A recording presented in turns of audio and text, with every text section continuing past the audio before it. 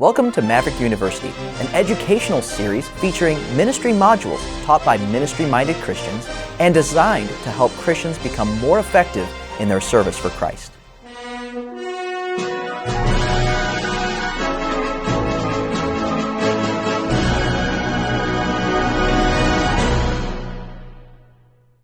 Welcome to another edition of Maverick University. I'm your host, David Hallberg. Joining me today is Brother Todd Oprzedek, evangelist and also camp director at Kyte River Revival Campgrounds. You can find our other conversations with Brother Todd in the description below. Today's topic, Brother Todd will be talking about the importance of the camp ministry. So thank you so much for joining us. My pleasure. Thank you for having me. When some people think of the camp ministry, they think of something that is a time filler in the summer. Maybe it's the parents. Great, we get the kids off of our hands for a week, and you're gone. We don't even have you in the house for a solid week, party time, right? But that just trivializes what camp ministry is really all about, I think. And maybe even the young person going to camp doesn't really fully appreciate the importance of a camp ministry. Can you talk to us a little bit about what the camp ministry is for? What is its purpose, and why is it so important for Christian young people? Sure, be glad to. The church has many different aspects of outreach and many opportunities for young people to go to different conferences, from Sunday school on a regular basis, Sunday morning, Sunday night, Wednesday night services, then special meetings, youth conferences. And a lot of times people say, well, I don't know, should we go to youth conference? Should we go to youth camp, to a week at camp? And you can't compare them to each other. Both are equally important. Well, I say mine probably is a little more important, but that's my job and that's my opinion, right? Of course you would say that. To say that. But there's just something special about getting away from your regular routine, away from your comfort zone, away from, and camp, we want it to be enjoyable and comfortable to some degree, but the element of it being a little hot maybe at times, or a little uncomfortable, or being out of your comfort zone, all has a purpose and a place it fills.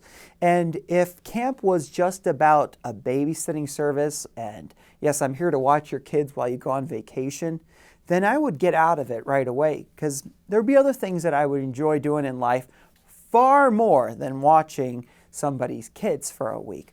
But it's the eternal benefits that come from that environment that is cultivated and formed in a person or an adult or a pastor, a youth pastor, coming for a week of camp, away from the things of the world, away from worldly influences and in that environment. Now, it's not something that we should aspire to live in, because the Bible tells us to be in the world but not of the world. But to come apart for a time period is only something Jesus did also when he went up into the mount to pray and things like that. That was the element of camp, being away from that influence and where you can just hear the Holy Spirit speak to you and work in your life. So some people inaccurately make that choice of should we go to camp or should we go to youth conference? Yes. When the answer is both. And sometimes because they're not the same. They're not. Apples and oranges. And but sometimes their reasoning for coming to camp might not be the right motive. And they might be coming to our camp and saying, oh, I want to go on the lake. I'm looking forward to fishing all week. Okay, well, we want there to be a balance of activities and fun, and let that be a draw if it may be, if that's their reasoning for coming.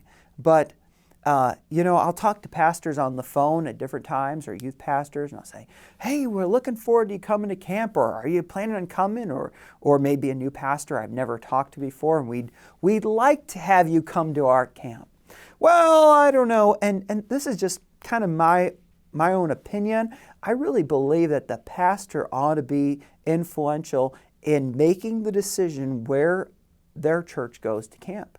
And just because you've gone to the same camp for the last 120 years doesn't mean it's the same environment on year 120 that it was the first year you went. The administration has changed. The board has changed. The people who run it have changed. And you've really got to evaluate it from year to year and say, is this the best decision for my young people? As a pastor, sometimes I'll hear pastors say, well, I'm going to let my youth pastor decide that. He's been having this place he likes to go. And they really take a hands-off approach and say, oh, I'm just going to let them choose. Well, a youth pastor, more times than not, is just out of Bible college. They might not have the discernment in seeing who's preaching at those meetings, the associations that pastor has in the places they go and the people they associate with. That guest speaker that's coming that week, whether you like it or not, is going to influence your young people for right or for wrong. And the things that they bring to the table and the things that they preach on are so very important in that transition time period in a young person's life. Am I going to serve God? Am I going to strive to go into a secular realm?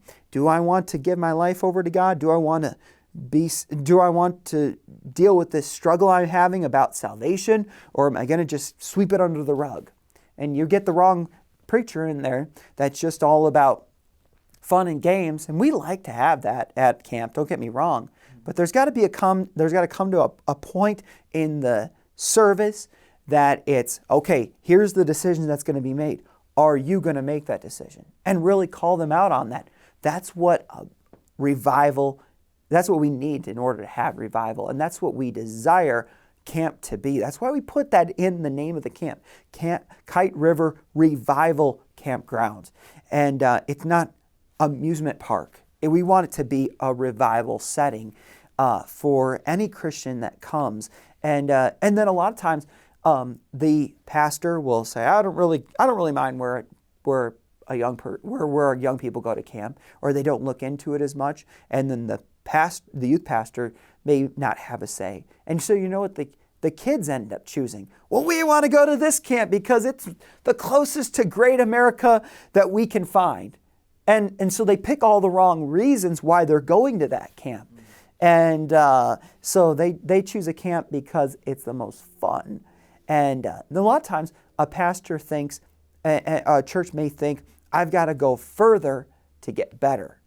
And we'll have people drive by our camp an hour away, 2 hours away, and drive 11, 12, 13 hours to camp. And why? And so you got to really ask yourself and evaluate, why am I choosing this camp? Why would I want to go there? What are the spiritual benefits to me going there? And let those be the questions, not a 17-year-old saying, come on, we want to go to this camp. They got the biggest water slide. Sure. So obviously, with a Bible camp like you run, the spiritual importance is preeminent. But obviously, young people can be benefited in other ways as well, emotionally, physically as well. Can you, talk to the importance of camp in that realm? When I first started, and I just finished my 15th year of camp as a camp director, but when I first started, I put all of my focus on the campers that were coming. And I thought, this is the people I need to influence the most. And when we first started camp, we had 90 different people involved in our second year of camp. And some didn't on a staff position, I'll say. It was all volunteer, but some came in for an hour slot or a 2-hour slot or a 3-hour slot or a full day. So it took 90 different people to make a whole week of camp happen. Wow. From the cooks, the activities, the bus drivers, all of that went on. And then, but I kind of overlooked those people. And as we got into our summers at Cedar River Baptist Camp and Kyte River Revival Campgrounds, I have a staff that comes for a summer. And these are made up of mostly high school, college age young people that are giving their summers, that are volunteering their own time when they could be working a job to work at camp and be a blessing to other people. And I kind of overlooked them for the first several years and didn't realize the impact I was having on their life, and not so much me, but in us both being put into a situation, a circumstance, a problem, if you want to call it at that, or an opportunity to be a blessing to someone, all in these different scenarios, and working together to grow that young person into a fine young Christian young man or young lady that they would become, and the groundwork and the experience they would get on staff at camp. And still to this day, the camp is made up of, the staff is made up of those volunteers.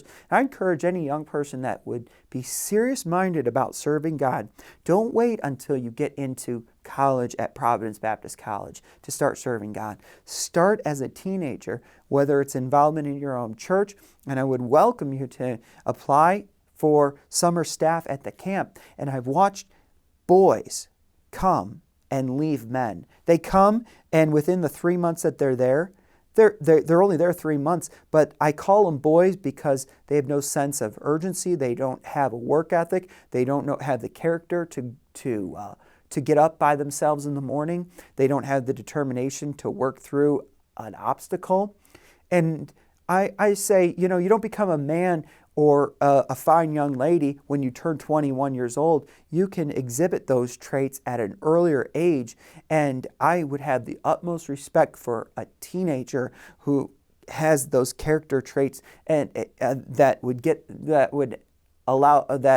drove them to get up early, to read their Bible all on their own, that have that heart for God. My hat goes off to them, and I've dealt with some very fine young people. Young people that, I remember my first staff at Cedar River Baptist Camp, there's now a missionary on the mission field because that was on my first summer staff. And the list goes on, from pastors, youth pastors, people in the ministry to this day, not because they were on staff at camp, but that helped cultivate and grow them. It was a training ground for them for later ministry. So the real beneficiaries of camp are not necessarily the campers. No, it's not. Volunteer help that you get, and they really mature spiritually, physically, emotionally. Absolutely. And if I were to start this conversation with that phrase, no one would understand it, and I didn't even understand it. I had to grow into learning that the people that benefit the most at camp are the ones that are with me 10 weeks out of the summer instead of 1 week out of the summer. That's when you get to know someone, when you're living with them. And I tell the staff often, all right, here we're going into the first week of camp. This is going to be fun. The second week is fun. The third week, you start to get tired. You're worn out. It's not so much fun anymore. And the fourth week, character kicks in, and will either some fall by the wayside, some end up leaving because they just can't handle it, and it is demanding. It is not for the faint of heart. And some grow into becoming a fine Christian young person when they stick it out those many weeks. And the lessons that we both learn together and the scenarios that God puts us into. I remember one time we had a big tornado come through in a bad storm, and it tore apart a building, and we had to put up a tent in order to have the chapels in for the summer. And one Saturday afternoon, I walked out of the cabin where I was living. I looked up to the west, and these dark clouds came rolling in, as dark as this backdrop is. And we ran up to the front of the tent, the front of the camp, and I got the staff guys together. We buckled down the chains and tightened down everything as best as we could. And we got in the dining room, and the wind was blowing super hard. I said, guys, we've done everything we can. Now we got to pray. And we prayed, and this storm came and tore apart trees on its way through, and it jumped over the tent. And we watched God answer a prayer right then. And that was so surreal to these teenagers who had never been in a situation like that. God answered my prayer right then. And it was a situation out of our control, out of our hands. But we needed that tent in order for future camps to be able to see people saved in and to have that. It was all we had. It wasn't much. And God answered our prayer in a moment's notice. And they learned the value of prayer. They learned the value of hard work and so many other aspects. So we talked about the importance of camp physically, emotionally, spiritually. And we've, when you think camp, you think, young children, teenagers, things like that. But we also have adult retreats as well. We have a men's retreat. We have a ladies' retreat. We have a family camp.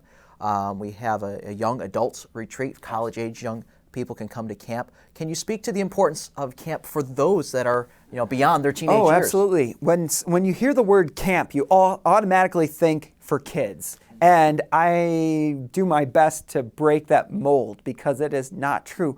We want to be a retreat center, a place for people to come to get encouraged, and ultimately it's always been our pastor's vision and goal to get the whole family on the same page at the same time. The husband, the wife, the kids, and even bring the dog. No, don't do that. But we want to get the whole family on board at the same time so they can go back home as a force within their home to be a bigger blessing in their church and their community, all pulling in the same direction. Just as a supplemental story, I remember one year I was blessed to preach out at a singles retreat we had one time. And, it's nothing but singles from the area. Others come up from out of state and things like that. Mm-hmm. And, you don't know what's going to happen. You might meet someone, you might meet the one, yes. While you're there. And I remember a year later, going to family camp, and I see two of the young people that were there from singles retreat, and they're holding hands. I'm like, what are they holding hands? I'm like, oh, they got rings on. Oh my goodness, they got married. Yes. It was amazing. They lived in the same town. They did. Went to separate churches, had never met before in their lives, and met at that singles retreat. And God brought them together there at the camp. That's right. I remember that. So camp ministry is important. Doesn't matter who you are. Doesn't matter your age. Camp ministry is for you. So thanks so much for watching. You can find our other episodes and conversations with Brother Todd in the description below. Thanks so much for watching.